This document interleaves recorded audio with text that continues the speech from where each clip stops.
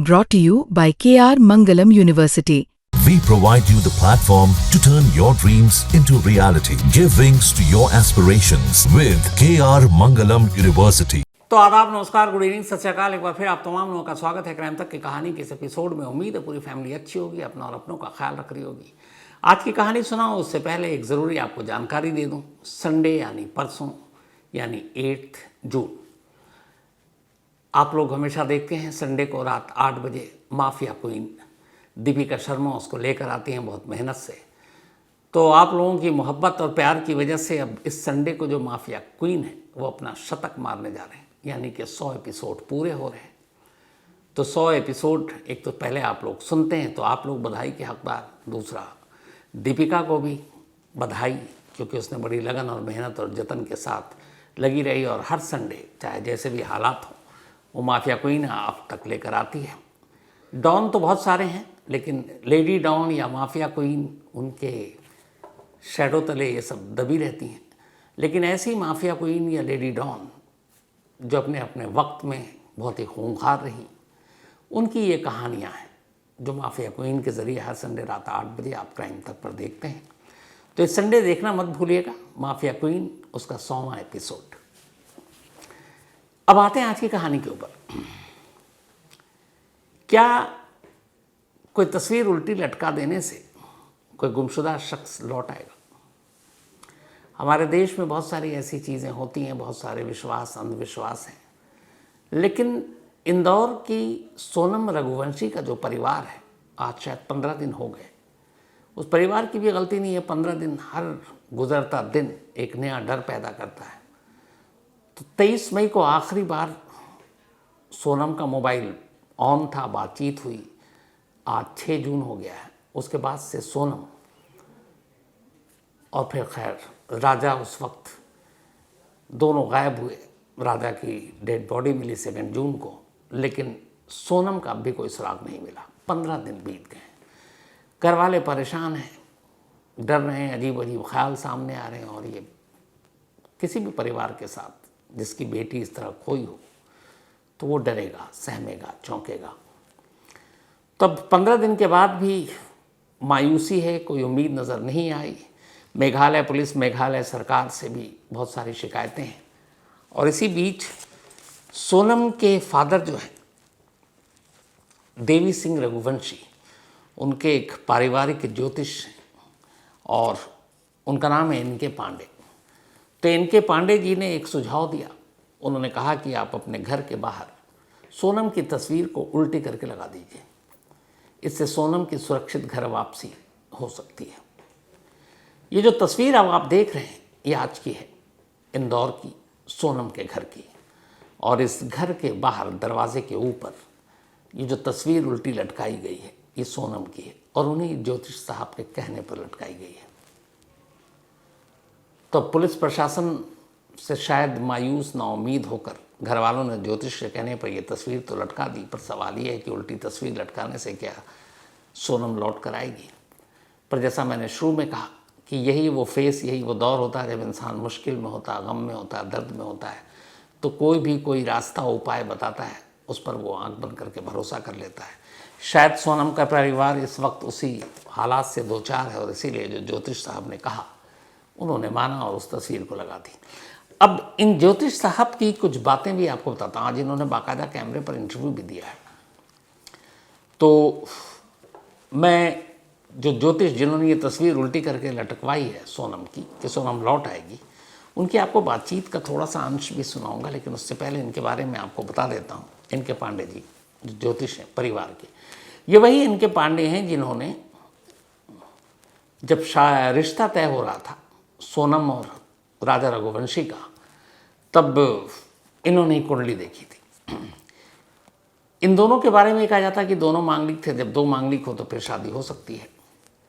तो इन्होंने कुंडली देखी, उसके बाद इन्होंने ही तारीख निकाली शादी की।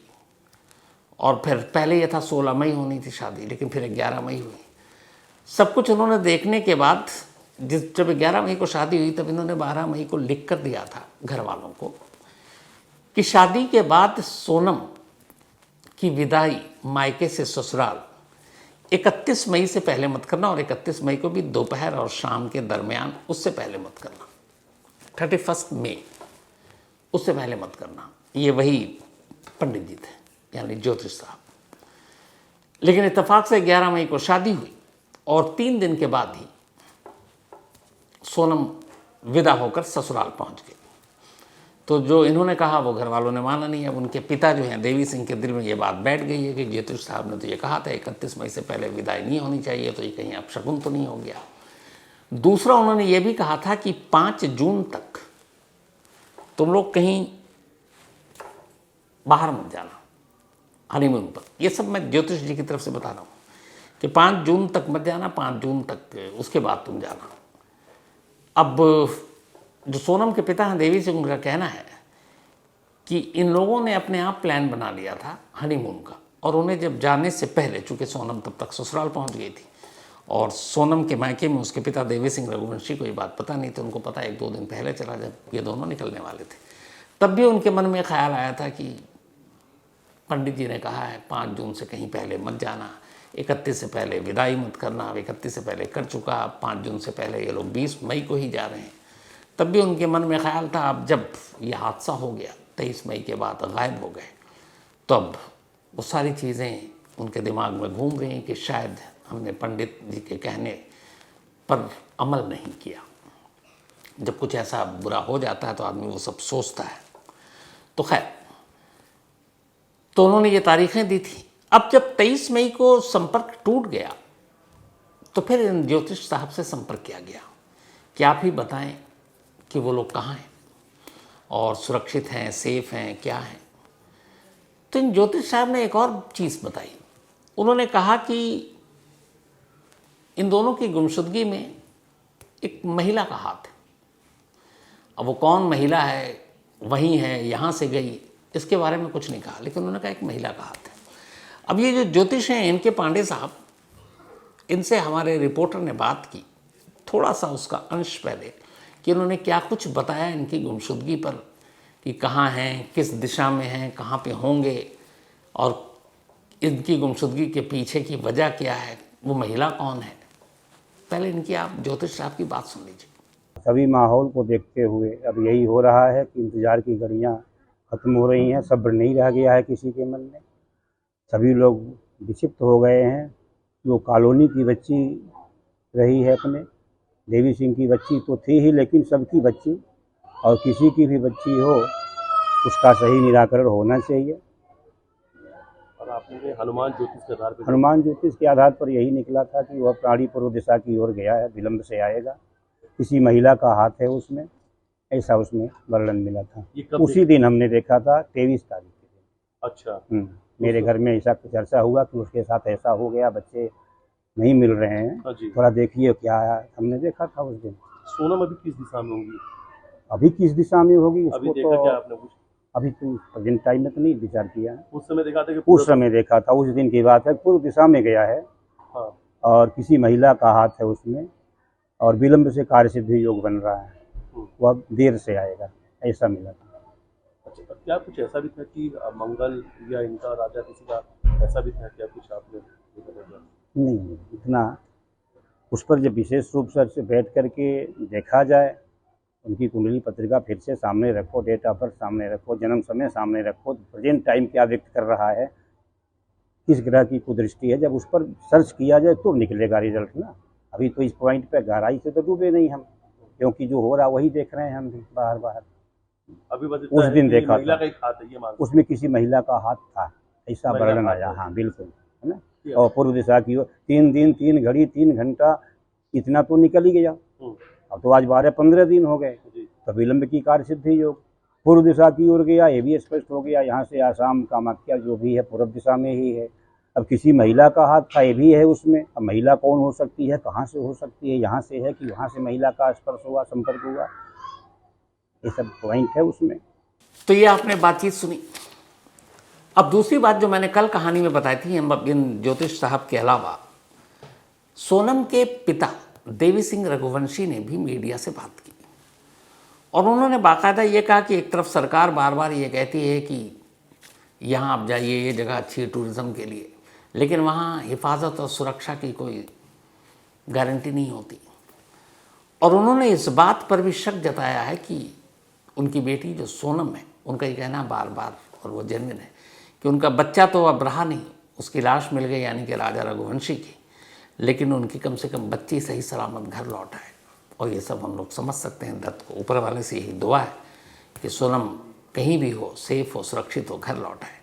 पर उनका कहना है कि, और उनको शक है, उन्होंने अंदेशा जताया है कि सोनम की गुमशुदगी में उसकी किडनैपिंग का भी हाथ हो सकता है।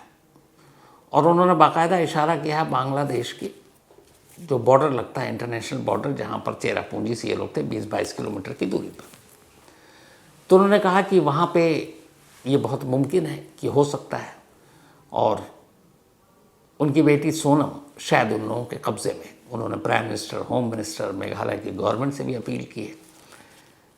तो देवी सिंह रघुवंशी क्या कह रहे हैं गुमशुदगी पर, अब आप उनको भी सुन लीजिए। बच्चा तो हद से चला गया, बच्ची कम से कम सुरक्षित आ जाए, तो वही बड़ी बात है। वो बच्चे मिल नहीं रहे, बच्ची गई कहाँ? तो बच्चे मिलना चाहिए। अब ये समझिए कि जैसे सरकार बोलती है कि हम 2 और हमारे 2, ठीक है ना, और वे 1 और उनके 40, और सीधा वो करते हैं, फिर बाहर करते हैं रोंडिया। तो इसका भी तो सरकार को ही ऑब्जेक्शन उठाना चाहिए ना, कि घुसपैठिया कैसे भारत में घुस रहे हैं और कैसे बच्चों को नुकसान पहुंचा रहे हैं। और टूरिस्ट पे भी सरकार बोलती है कि यहाँ घूमने जाइए, वहाँ घूमने जाइए, बच्चे घूमने जाते हैं तो उनके साथ में ये दुर्घटना हो जाती है। तो किस तरीके से जाएं और किस तरीके से बच्चे सुरक्षित रहें, ये तो सरकार को देखना चाहिए। दिल्ली सरकार को भी देखना चाहिए, वहाँ की सरकार को भी देखना चाहिए। तो एक बाप का दर्द है जो 15 दिन से इंतज़ार में है कि पता नहीं कब को फ़ोन की घंटी बजाए, कोई अच्छी खबर आ जाए उनकी बेटी के बारे में कि वो सही सलामत है। इधर 23 तारीख को जब सोनम गायब हुई, उसके 3 दिन बाद 26 मई को राजा रघुवंशी के भाई और सोनम के भाई गोविंद, ये दोनों पहुंच गए थे मेघालय, और वहाँ जाकर वो लगातार ढूंढ रहे हैं। उन्होंने पुलिस में रिपोर्ट लिखाई। अब जब राजा की डेड बॉडी मिली तो उनके भाई लेकर यहाँ आ गए, बाकी के परिवार अब फिर से जाएंगे, लेकिन सोनम का पता मिला नहीं। इसलिए सोनम के भाई इस वक्त गोविंद वहीं हैं और लगातार सर्च ऑपरेशन का हिस्सा हैं, जहाँ से जो खबर मिलती है ढूंढ रहे हैं।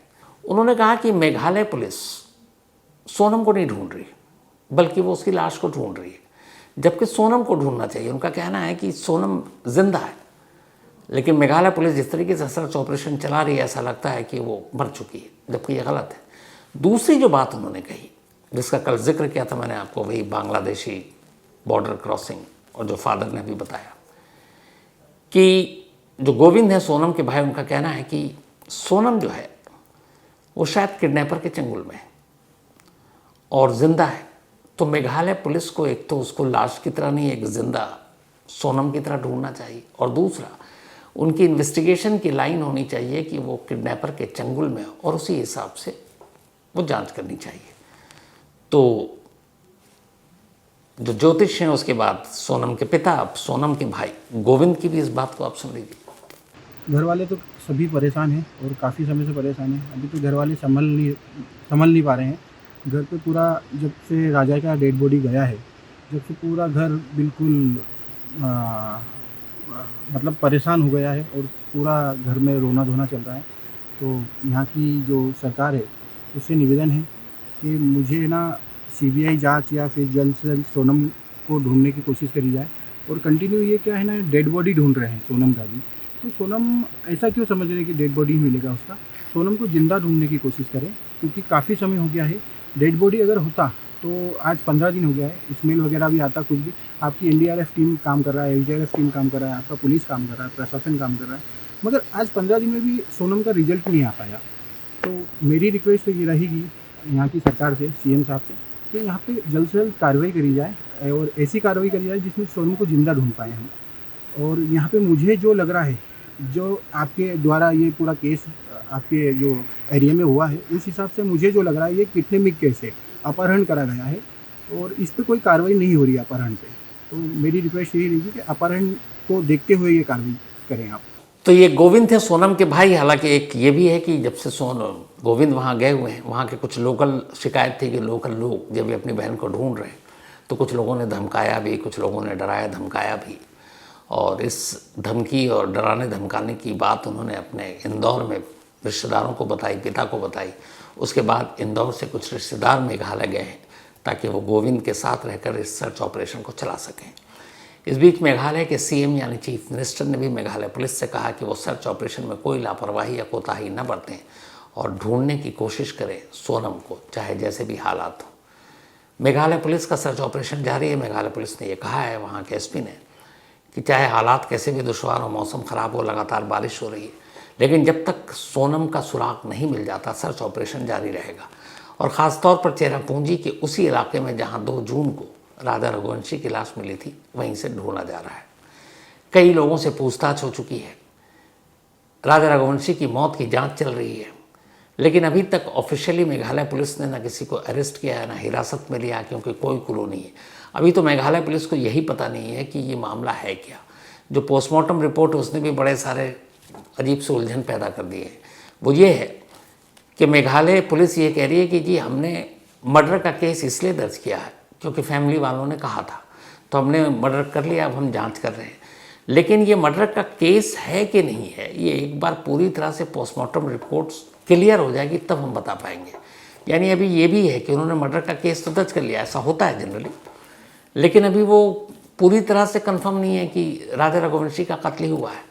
क्योंकि एक उनका वर्जन ये भी है कि हो सकता है खाई में गिरने से मौत हुई हो। वहाँ पे खाई बहुत आड़ी तिरछिया है, वहाँ पे ऐसे हादसे होते रहते हैं। तो मतलब ये कि 2 जून को लाश मिलने के बाद भी आज चौथा दिन है, हालांकि पोस्टमार्टम रिपोर्ट डिटेल आज या कल तक मिल जानी चाहिए तो उससे क्लियर होगा। लेकिन अभी की तारीख में मैं आपको बता रहा हूँ कि वो अभी भी ये कंफर्म ही नहीं है कि ये एक मर्डर का केस है या एक्सीडेंटल केस है, खाई में गिरने से मौत हुई या कत्ल हुआ है। हालांकि एक पेड़ काटने वाला हथियार उनको मिला है, लेकिन उस हथियार और उस बॉडी का आपसी कनेक्शन फॉरेंसिक रिपोर्ट से ही पता चलेगा। तो अभी राजा की मौत भी मतलब को लेकर ये क्लियर नहीं है कि वो एक मर्डर है या एक्सीडेंटल डेथ है। तो पोस्टमार्टम रिपोर्ट पूरी तरह से सामने आएगी तब पता चलेगा। और ये भी है कि शुरुआती जो थी कुछ हड्डियाँ टूटी हुई थी, तो पुलिस का कहना है कि अक्सर इस इलाके में जब कोई खाई में गिरता है ऊंचाई से नीचे तो उसकी हड्डियाँ टूट जाती हैं। तो ये एक्सीडेंटल केस में भी हो सकता है, लेकिन मर्डर है कि नहीं है फिलहाल पोस्टमार्टम रिपोर्ट जब फाइनल आएगा तब पता चलेगा। सर्च ऑपरेशन जारी है, सोनम की तलाश भी जारी है। हालांकि 15वां दिन है, जैसे जैसे दिन बीतता जा रहा है वैसे वैसे डर बढ़ता जा रहा है। लेकिन दुआ करनी चाहिए कि घर वालों की दुआएं पूरी हों, सभी की दुआएं पूरी हों और सोनम कम से कम, एक राजा को तो बचाया नहीं जा सका, सोनम कम से कम सकुशल अपने घर लौट आए, यही दुआ है। बाकी इसमें जो भी अपडेट होगा आपको बताते रहेंगे। तो इसी के साथ कहानी में आज इतना ही, लेकिन कहानी ख़त्म करो उससे पहले वही अपना सिलसिला। आज मनीष भाटी का बर्थडे है, तो हैप्पी बर्थडे मनीष, आपको जन्मदिन की बहुत बहुत बधाई, मुबारक। और लकी है आपको सनी जैसा दोस्त मिला है। सनी हमारे विकी पाजी की टीम स्पोर्ट्स तक में है और इन्होंने मुझे कई दिन पहले से बताया मनीष साहब आपके बारे में। एंड थैंक यू, आप जो कहानियाँ सुनते हैं, तो दिल से दुआ आपको। And Manish Bhati happy birthday. And Sunny thank you so much. Sunny के दोस्त हैं मनीष भाटी। धर्मेश कुमार और इनकी भतीजी, इन दोनों का भी आज जन्मदिन है। इन्होंने भतीजी का नाम ही नहीं लिखा, कोई बात नहीं धर्मेश जी, आपको और आपकी भतीजी को पूरी क्रैम तक फैमिली की तरफ से हैप्पी बर्थडे। साथ ही पूनम सुभाष पवार, इनका भी आज बर्थडे है, तो हैप्पी बर्थडे पूनम जी। और ये सुभाष पवार जी की पत्नी है स्नेह बिस्ट, इनका भी आज जन्मदिन है, तो हैप्पी बर्थडे स्नेह। और ये भेजा है नितिन राणा जी ने। साथ ही आज साविका सग्गम, इनका भी बर्थडे है, तो हैप्पी बर्थडे साविका जी। और ये सुजीत सग्गम जी की बिटियां हैं प्रतिभा बंजारे, इनका भी आज जन्मदिन है, तो हैप्पी बर्थडे प्रतिभा। और ये भेजा है मीना, उनकी मामा मामी महक विजय कुमार बारले ने। साथ ही मान्यता तायड़े, इनका भी आज बर्थडे है, तो हैप्पी बर्थडे मान्यता। और ये विनोद तायड़े जी की बिटिया है। तो इसके साथ ही कहानी में आज इतना ही।